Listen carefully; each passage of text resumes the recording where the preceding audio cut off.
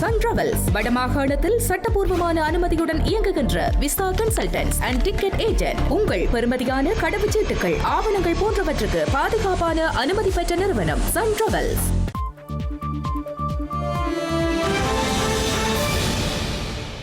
வணக்கம். இது ஐபிசி தமிழின் இரவு நேர பிரதான செய்திகள். முதலில் தலைப்புச் செய்திகள்.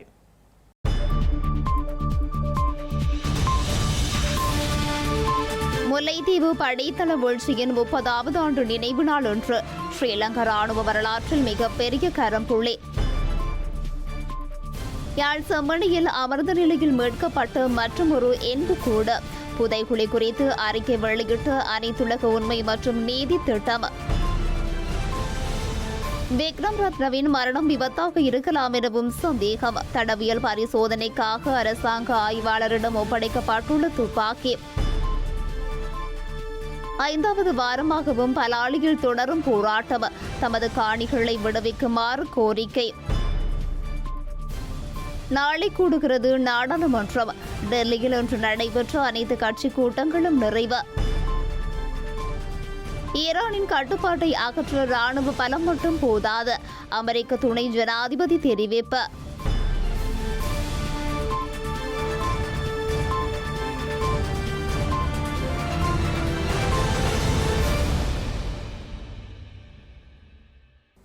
இனி விரிவான செய்திகள். ஸ்ரீலங்காவில் ராணுவ வரலாற்றில் 44 அதிகாரிகள் மற்றும் 1125 படையினரும் விடுதலை புலிகளின் அமைப்பில் 7 கடற்கரும்புலிகள் உட்பட 314 பேர் கொல்லப்பட்ட பெரும் சமர்க்கள ஓயாதலை 1 நடவடிக்கையின் 2ஆம் நாள் மோதலில் 30 வருடம் ஒன்றாகும். 30 மணி நேர தாக்குதலின் பின்னர் முல்லைத்தீவு கூட்டு படைத்தளம் புலிகள் அமைப்பிடம் வீழ்ச்சியடைந்த இந்த நடவடிக்கை ஸ்ரீலங்கா ராணுவ வரலாற்றில் மிகப்பெரிய கரும்புள்ளியாகும்.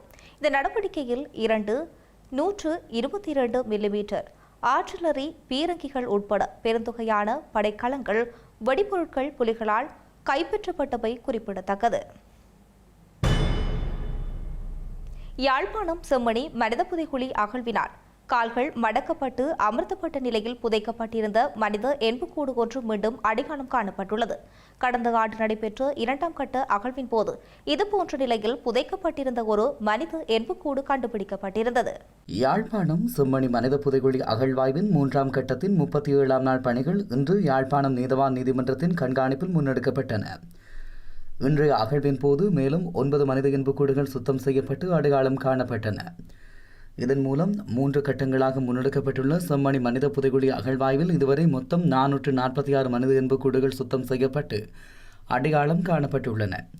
அவற்றில் 434 மனித எண்புக்கூடுகள் முழுமையாக அகழ்ந்தெடுக்கப்பட்டுள்ளதாக அதிகாரிகள் தெரிவிக்கின்றனர். மேலும் 429ஆம் இலக்க மனித எண்புக்கூடு கால்கள் மடக்கப்பட்ட அமர்ந்த நிலையில் புதைக்கப்பட்டிருந்தமை என்று உறுதிப்படுத்தப்பட்டது. கடந்த ஆண்டு நடைபெற்ற 2ஆம் கட்ட அகழ்வாய்வின் போது இதேபோன்ற நிலையில் புதைக்கப்பட்டிருந்த ஒரு மனித எண்புக்கூடு கண்டுபிடிக்கப்பட்டிருந்தமையும் குறிப்பிடத்தக்கது. இதேவேளை ஐரோப்பிய ஒன்றியத்தின் உயர்மட்ட தூதரக குழு யாழ்ப்பாணம் செம்மணியில் உள்ள இலங்கையின் மிகப்பெரிய மனித புதைகுழியை எதிர்வரும் புதன்கிழமை பார்வையிடும் நிலையில் அனைத்துலக உண்மை மற்றும் நீதி திட்டம் செம்மணி மனித புதைகுழி குறித்து ஒரு அறிக்கையை வெளியிட்டுள்ளது. செம்மணி புதைக்குழி பகுதியில் தொடர்ந்தும் நடைபெற்று வரும் அகழ்வாராய்ச்சியில் இதுவரை 423 மனித எண்புக்கூட்டு தொகுதிகள் மீளெடுக்கப்பட்டுள்ள நிலையில் ஐரோப்பிய ஒன்றிய தூதுக்குழு ஒன்று எதிர்வரும் புதன்கிழமை அந்த இடத்தை பார்வையிட உள்ளது. ஹார்மின் மொரேனோ தலைமையிலான இந்த குழுவில் இத்தாலிய தூதர் டாமியானோ பிரான்கோவிக், ஜெர்மனிய தூதர் கலாநிதி ஃபெலிக்ஸ் நியூமன், பிரெஞ்சு தூதர் ரெமி லாம்பர்ட் மற்றும் நெதர்லாந்து விவியர் டி போயர் உள்ளடங்கியுள்ளனர்.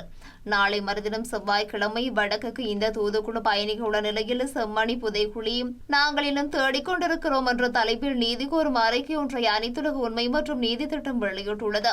இந்த அறிக்கை இலங்கையில் இடம்பெற்ற மறைந்து காணாமல் ஆக்கப்பட்ட சம்பவங்கள் மற்றும் சட்டத்திற்கு புறம்பான கொலைகளுடன் தொடர்புடைய செம்மணி புதைக்குழி பொறுப்பு கூறலை உறுதி செய்வதில் ஸ்ரீலங்கா அரசாங்கம் தோல்வியடைந்துள்ளதாக கண்டனம் செய்யப்பட்டுள்ளது. 1990களில் பிற்பகுதியில் இந்த புதைக்குழி முதலில் வெளிச்சத்திற்கு வந்த கிட்டத்தட்ட 3 தசாப்தங்களுக்கு பிறகும் இந்த இடத்துடன் தொடர்புடையதாக கூறப்படும் குற்றங்களுக்காக எந்தவொரு படை அதிகாரியும் பொறுப்பேற்கவில்லை என்றும் இது இலங்கையில் ஆழமாக வேரூன்றிய தண்டனையின்மையின் சான்று என்றும் இந்த அறிக்கையில் குறிப்பிடப்பட்டுள்ளது. ஸ்ரீலங்காவின் முன்னாள் காவல்துறை மா அதிபர் விக்ரமரத்னவின் மரணம் ஒரு தற்கொலை என ஆரம்பத்தில் கூறப்பட்ட நிலையில் தற்போது அது ஒரு விபத்து என்ற வகையில் புதிய கதை வந்துள்ளது.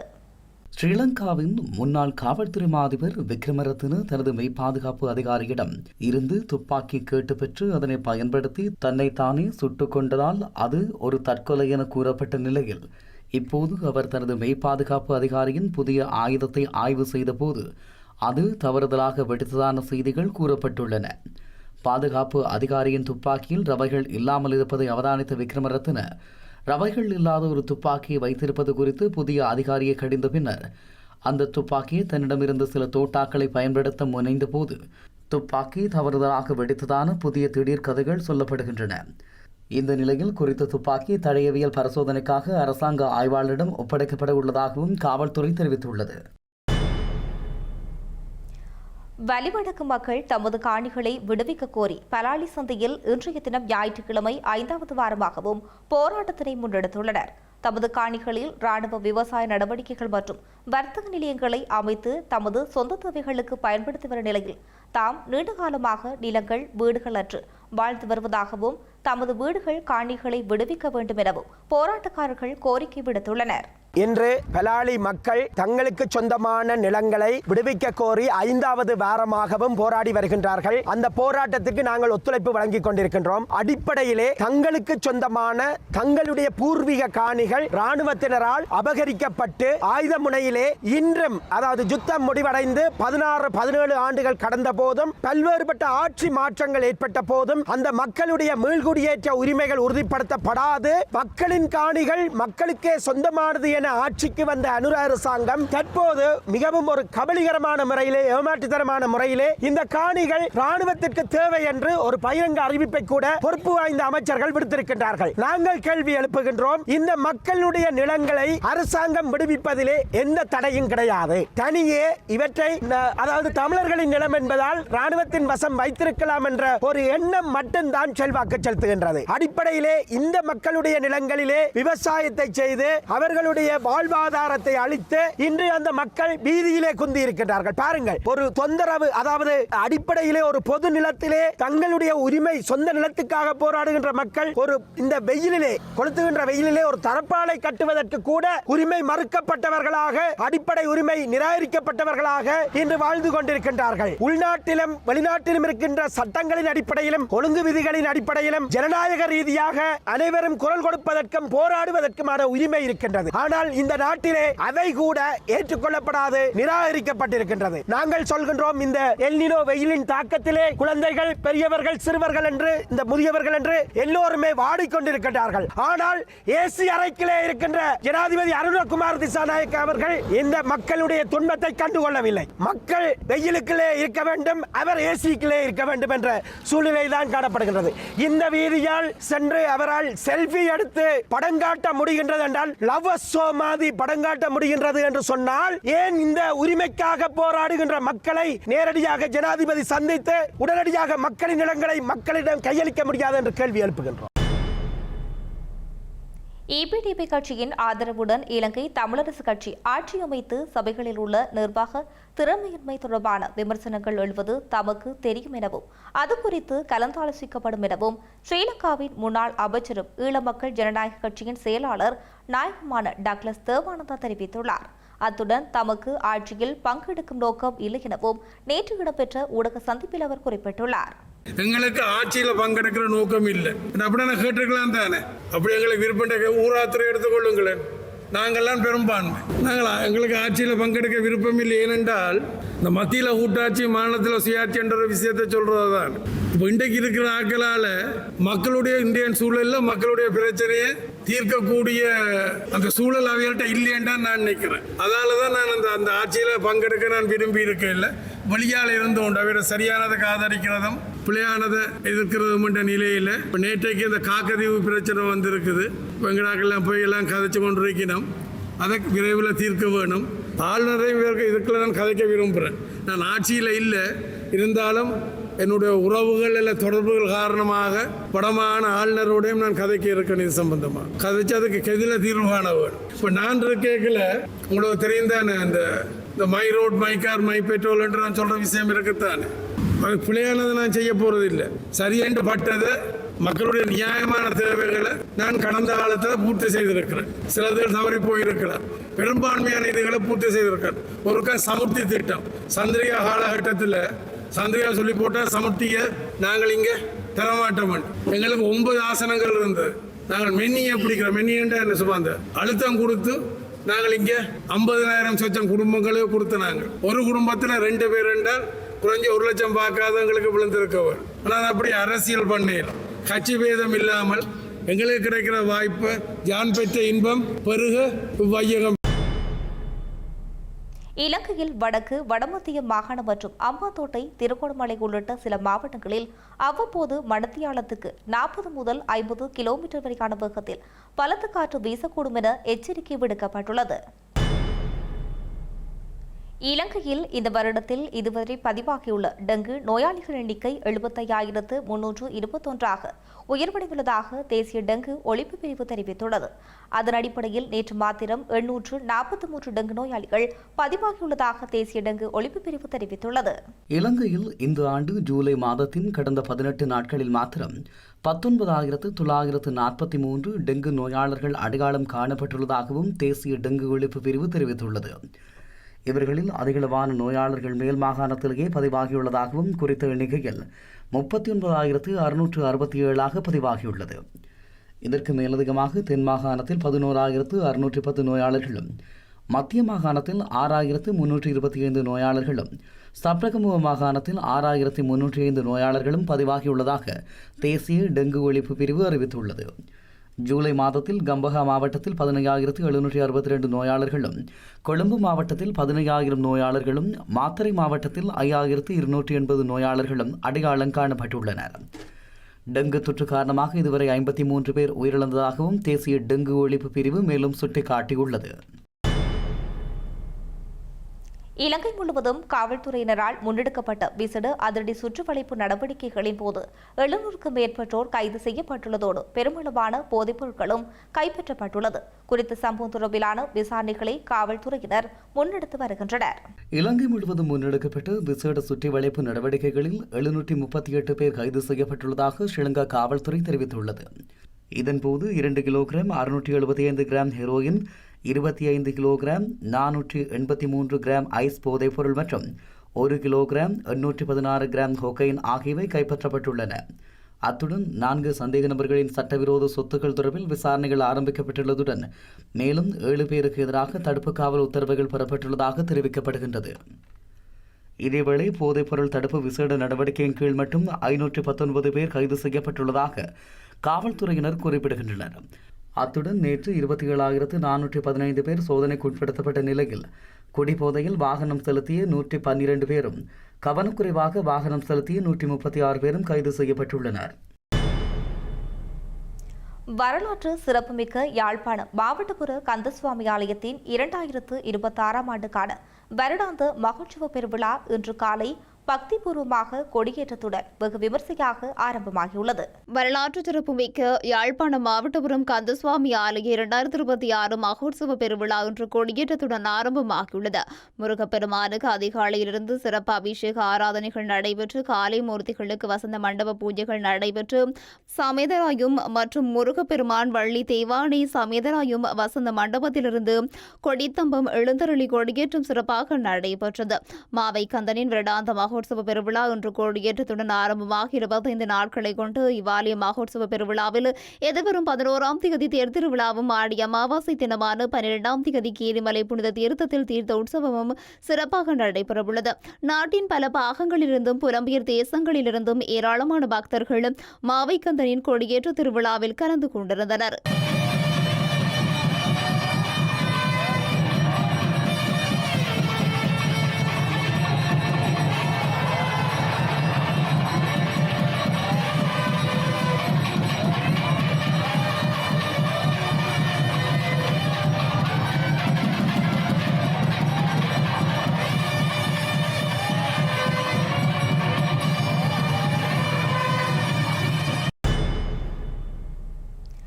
நாடாளுமன்ற மழைக்கால கூட்டத்தொடர் நாளை தொடங்க உள்ள நிலையில் குறித்த கூட்டத்தொடரை முன்னிட்டு டெல்லியில் இன்று நடைபெற்ற கட்சி கூட்டம் நிறைவடைந்துள்ளது.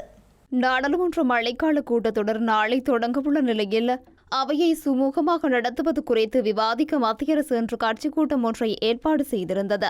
நாடாளுமன்ற விவகாரங்கள் அமைச்சர் கிரண் ரிஜிஜுவால் நாடாளுமன்ற இணைப்பு கட்டடத்தில் கூட்டப்பட்ட இந்த சந்திப்பின் ஆலோசனைகளுக்கிடையே எதிர்க்கட்சிகள் வெளிநடப்பும் செய்தன. அதிருப்தி திரிணாமுல் காங்கிரஸ் சட்டமன்ற உறுப்பினர்களுக்கு தனி இருக்கை ஒதுக்கியதாக குற்றம் சாட்டி காங்கிரஸ், சமாஜ்வாதி கட்சி, திமுக, ஜார்க்கண்ட் முக்தி மோர்ச்சா, ஆம் ஆத்மி கட்சி, தேசிய மாநாட்டு கட்சி, இடதுசாரி கட்சிகள் மற்றும் உத்தவ் தாக்கரேவின் சிவசேனா உள்ளிட்ட கட்சிகள் வெளிநடப்பு செய்தன. பின்னர் மீண்டும் வந்த கூட்டத்தில் கலந்து கொண்டன. குறித்த கூட்டத்தில் அரசின் சார்பில் பாதுகாப்பு அமைச்சர் ராஜ்நாத் சிங், சுகாதார அமைச்சர் JP நட்டா, நாடாளுமன்ற விவகார அமைச்சர் கிரண் ரிஜிஜு மற்றும் நாடாளுமன்ற விவகாரங்களுக்கான இணையமைச்சர் அர்ஜுன் ராம் மேக்வால் ஆகியோர் கலந்து கொண்டனர். நாளை தொடங்கவுள்ள கூட்டத்தொடரில் மகளிரிட ஒதுக்கீடு திருத்த சட்ட வரைவு, தொகுதி மறுவரையறை, சட்டவரைவு போன்றவை நிறைவேற்ற மத்திய அரசு திட்டமிட்டுள்ளது. அதே நேரம் நீட் வினாத்தாள் கசிவு விவகாரம் உள்ளிட்ட பல்வேறு பிரச்சனைகளை எழுப்ப எதிர்க்கட்சிகள் தயாராகி வருகின்றன. ஜோர்டானில் அமெரிக்க ராணுவம் தளத்தின் மீது ஈரான் நடத்திய மிகப்பெரிய தாக்குதலானது அந்த நாட்டின் நீண்ட தூர தாக்குதல் திறமை குறையவில்லை என்பதற்குரிய புதிய ஆதாரமாக வந்துள்ளது. ஜோர்டானில் உள்ள அல் அஸ்ராக் விமான நிலையத்தின் மீது ஈரான் நடத்திய தாக்குதலில் அமெரிக்க படையினரின் 2 பலியாகி மேலும் ஒருவர் காணாமல் போயுள்ளதுடன் சில வான்கலங்களும் அளிக்கப்பட்ட நிலையில் இந்த தாக்குதல் அமெரிக்காவுக்கு புதிய அடியாக வந்துள்ளது. கடந்த ஒரு வார காலமாக நீண்ட தூர ஏவுகணைகளை செலுத்தக்கூடிய ஈரானின் மேற்கு பகுதி மற்றும் ஹோர்மோஸ் நீரிணை அருகில் உள்ள ஈரானிய இடங்களை அமெரிக்க ராணுவம் தீவிரமாக தாக்கிய நிலையில் ஜோர்தானில் உள்ள அல் அக்ஷா விமான நிலையத்தின் மீது ஈரான் ஒரு மின்னல் தாக்குதலை நடத்தியிருந்தது. இந்த தாக்குதலானது அமெரிக்காவில் இவ்வளவு தாக்குதல்களுக்கு மத்தியிலும் ஈரானிய நீண்ட தூர தாக்குதல்கள் திறமை இன்னும் குறையவில்லை என்பதற்குரிய புதிய ஆதாரமாக வந்துள்ளது. இந்த நிலையில் ஜோர்தானில் 2 அமெரிக்க படையினர் பறையான தாக்குதல்களுக்கு பின்னால் இருந்த ஈரானிய படை முகாம்கள் என கருதப்படும் இடங்களை குறிவைத்து அமெரிக்காவும் தாக்குதலை நடத்தியுள்ளது. ஈரானிய ராணுவ திறன்களை தொடர்ந்து சீர்குலைக்கும் வகையில் ஈரானிய ராணுவத்தின் கடலோர கண்காணிப்பு மற்றும் வான் பாதுகாப்பு வசதிகள், கடல்சார் திறன்கள் மற்றும் ஏவுகணை மற்றும் ஆளில்லா விமான சேமிப்பு தளங்களை வெற்றிகரமாக தாக்கியுள்ளதாக குறிப்பிட்டுள்ள அமெரிக்கா படைத்தரப்பு எத்தனை இலக்குகள் தாக்கப்பட்டன என்பதை குறிப்பிடவில்லை. இந்த தாக்குதல்கள் ஈரான் மீதான அமெரிக்காவின் தொடர்ச்சியான 8வது இரவு தாக்குதல்களாகும். இந்த நிலையில் ஹோர்மோஸ் ஜலசந்தியின் மீதான ஈரானின் கட்டுப்பாட்டை முழுமையாக அகற்றுவதற்கு ராணுவ பலம் மட்டும் போதாது என துணை ஜனாதிபதி JD வான்ஸ் கூறியுள்ளமை ட்ரம்பை உரசும் ஒரு கருத்தாக நோக்கப்படுகிறது. உதைபந்தாட்ட உலக கிண்ணத்தை இன்றிரவு வெற்றி கொள்ளப் போகும் அணி அர்ஜென்டினாவானது ஸ்பெயினா என்ற பரபரப்பான வினாவுக்கு இன்னும் சில மணி நேரத்தில் விடை கிட்டிவிடும். நியூயார்க் நகரில் மெட்லைஃப் அரங்கில் நடைபெறவுள்ள இறுதிப் போட்டியில் அமெரிக்க அரசு தலைவர் டொனால்ட் ட்ரம்ப் பங்கெடுப்பதுடன் வெற்றி பெறும் அணி வீரர்களுக்கு அமெரிக்க விளையாட்டுத்துறை பாரம்பரியத்தின் அடிப்படையில் மோதிரங்களையும் வழங்கவுள்ளார். செய்திகளின் நிறைவாக மீண்டும் தலைப்புச் செய்திகள்.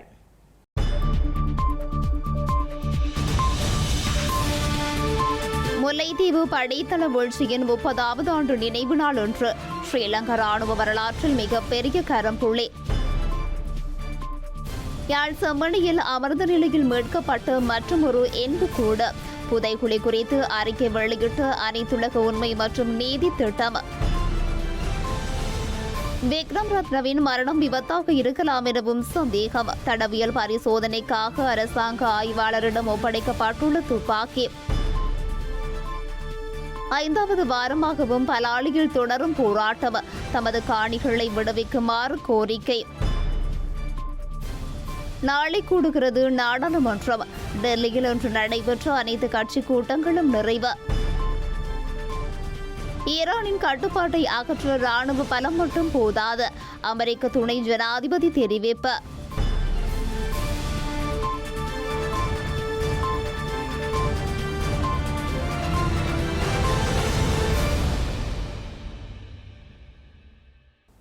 இத்துடன் IBC தமிழின் இரவு நேர பிரதான செய்திகள் நிறைவு பெற்றன. உடனுக்குடன் செய்திகளை அறிந்து கொள்ள ibctamil.com என்ற எமது இணையதளத்தை பார்வையிடுங்கள். வணக்கம்.